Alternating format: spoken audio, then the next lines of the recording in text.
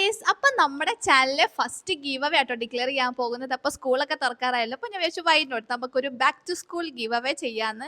അപ്പൊ നിങ്ങൾക്ക് എന്താണോ വേണ്ടത് അത് എനിക്ക് കമന്റ് ചെയ്യാട്ടോ. അപ്പൊ ഞാൻ ആ സാധനമായിരിക്കും വാങ്ങുന്നത്. ഞാനൊരു മൂന്ന് പ്രൈസ് ആണ് പ്ലാൻ ചെയ്യുന്നത്. First, second, third. അത് മൂന്ന് വിന്നേഴ്സിനെയാണ് സെലക്ട് ചെയ്യാൻ വേണ്ടി ഉദ്ദേശിക്കുന്നത്.